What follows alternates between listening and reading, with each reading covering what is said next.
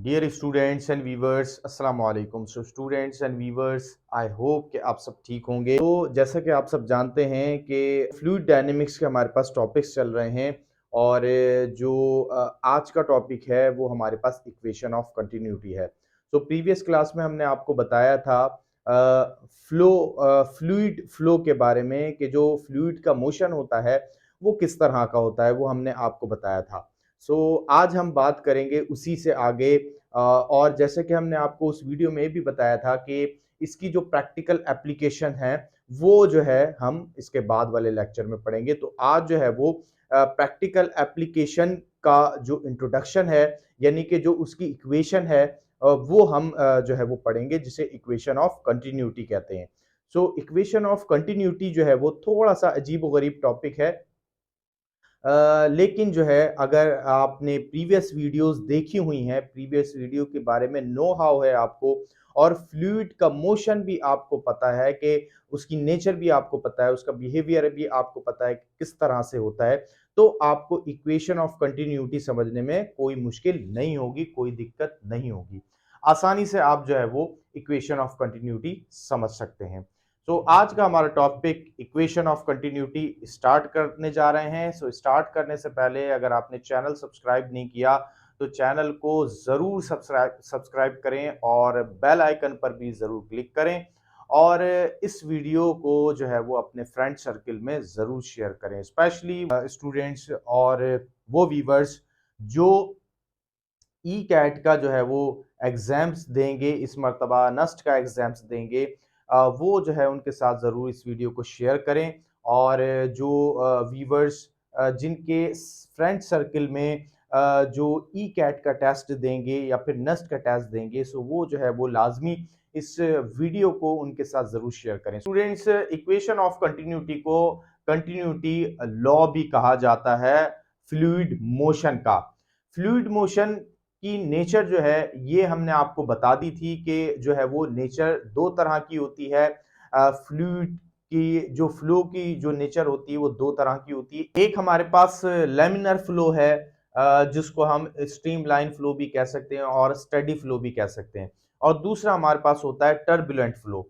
और ये दोनों ही जो है हमने डिस्कस की हैं प्रीवियस जो है वो क्लास के अंदर, प्रीवियस लेक्चर के अंदर। वो आप जरूर जो है वो वीडियो देख लें, डिस्क्रिप्शन में भी उसका लिंक आपको मिल जाएगा। जो है वो उसमें हमने आपको बताया था कि जो स्ट्रीम लाइन और लेमिनर फ्लो की जो नेचर होती है वो बिल्कुल स्मूथ जो है वो उसमें फ्लूइड जो है वो मूव करता है।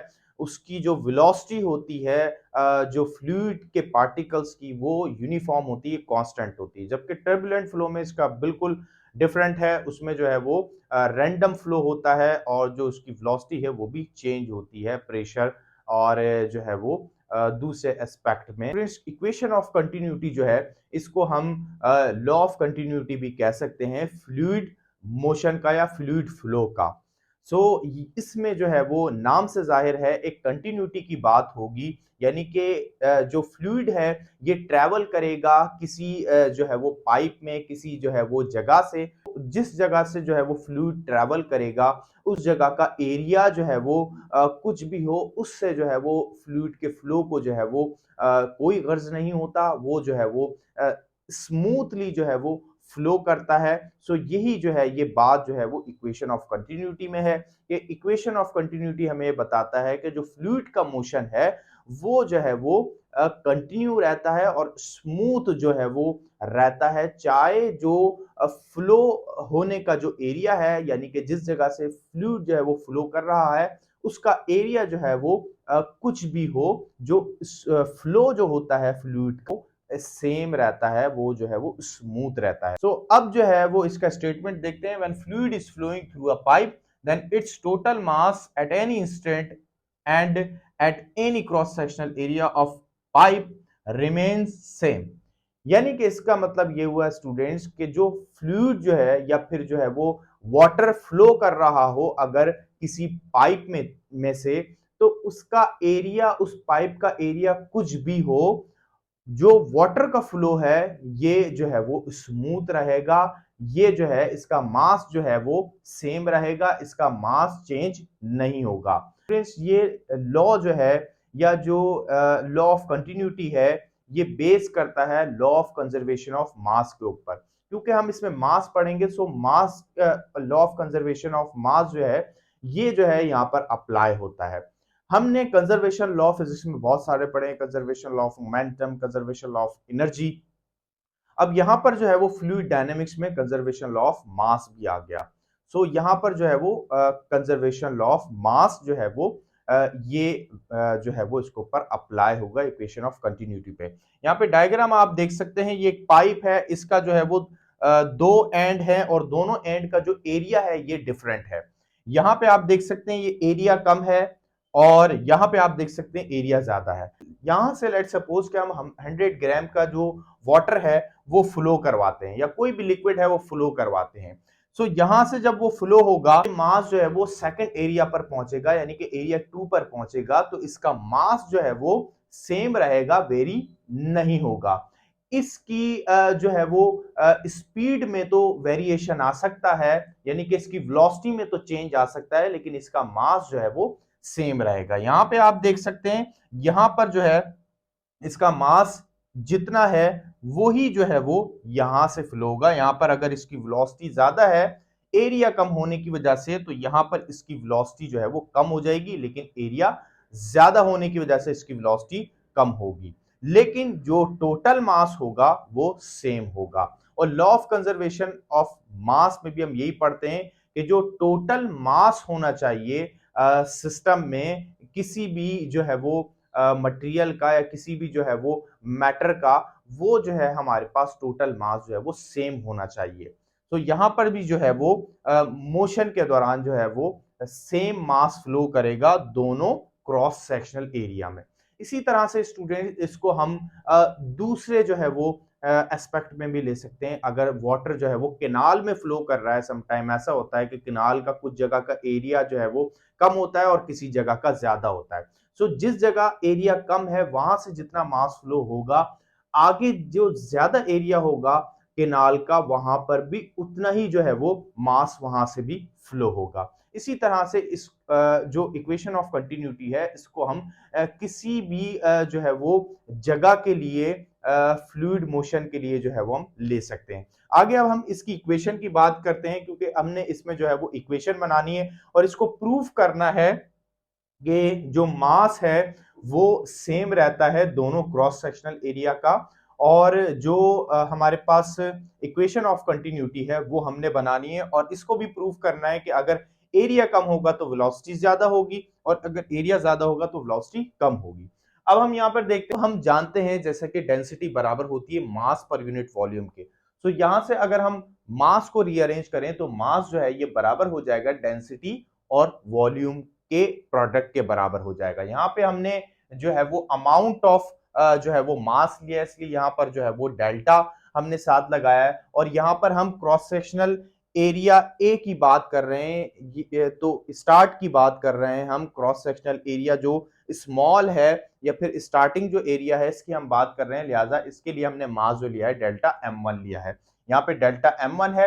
अब आगे हम बढ़ते हैं तो इसके लिए जो वॉल्यूम आएगा, वॉल्यूम जो है स्टूडेंट्स ये डेल्टा V1 से इसको डिनोट कराया जाएगा और इसको हम कर देंगे इक्वेशन 1। डेंसिटी जो है वो सेम ही रहेगी वाटर की। यहां पर जो है वो वॉल्यूम बराबर हो जाएगा A1 और डेल्टा X1। अब जो स्टूडेंट्स वाटर जो डिस्प्लेसमेंट कवर कर रहा है पाइप के अंदर, उसको डेल्टा X से रिप्रेजेंट कराया जा रहा है। X1 है, ये डिस्प्लेसमेंट है स्टार्टिंग पॉइंट का वाटर के, जहां से पाइप में जो है वो वाटर का फ्लो स्टार्ट हुआ है और इसको हमने यहां पर लिखा है डेल्टा X1। अब क्या करना है हमें, हमने कि वेलोसिटी जो है उसको भी शामिल करना है। तो वेलोसिटी जो है ये हमारे पास बराबर होगी delta x1 divided by delta T. तो हम जानते हैं कि rate of change of displacement with respect to time ये हमारे पास वेलोसिटी होती है। सो वेलोसिटी जो है ये हमारे पास बराबर हो जाएगी delta x1 divided by delta T के। v1 यहाँ पर हमने लिया है क्योंकि जो वाटर का है स्टार्टिंग पॉइंट जो है वो एरिया 1 के लिए जो है ये हमारे पास v1 है। अब हम क्या करते हैं कि डिस्प्लेसमेंट यहां से हम सेपरेट करते हैं, क्योंकि हमने वॉल्यूम की इक्वेशन में इसको सब्स्टिट्यूट करना है, तो ये हमारे पास बराबर हो जाएगा V1 डेल्टा टी। अब इसको हम वॉल्यूम की जो है वो इक्वेशन में सब्स्टिट्यूट कर देंगे। तो डेल्टा V1 ये बराबर हो जाएगा A1 V1 डेल्टा T। इसको हम कर देंगे इक्वेशन 2, क्योंकि वॉल्यूम की जो इक्वेशन है इसको हमने यूज करना है इक्वेशन 1 के अंदर। अब स्टूडेंट्स हमारे पास वेलोसिटी भी आ गई, ठीक है, स्टार्टिंग पॉइंट में जो हमारे पास वाटर है इसकी, और इसी तरह से एरिया भी आ गया और हमारे पास टाइम भी आ गया। अब हमने क्या करना है, इसको इक्वेशन 1 में सब्स्टिट्यूट कर देना है, क्योंकि हमने जो है वो मास को कंपेयर करना है और फिर जो है वो इक्वेशन ऑफ कंटिन्यूटी बनानी है। अब हम क्या करेंगे, इक्वेशन 1 में पुट कर देंगे तो हमारे पास डेल्टा M1 ये बराबर हो जाएगा, डेंसिटी सेम रहेगी, हमारे पास आ जाएगा density A1 V1 delta T। तो ये हमारे पास जो है वो इक्वेशन बन गई है फाइनल स्टार्टिंग पॉइंट की, जो वाटर जो है उसमें से फ्लो हो रहा है, ये हमारे पास बराबर होगी density A1 V1 delta T। अब स्टूडेंट जब वाटर जो है वो यहां पर पहुंचेगा, एंडिंग पॉइंट पर पहुंचेगा पाइप के, और यहां पे हम जानते हैं कि इसका एरिया जो है वो लार्जर एरिया है इस पाइप का, और जो है यहाँ पर जो वेलोसिटी होगी ये ऑब्वियसली डिक्रीज हो जाएगी।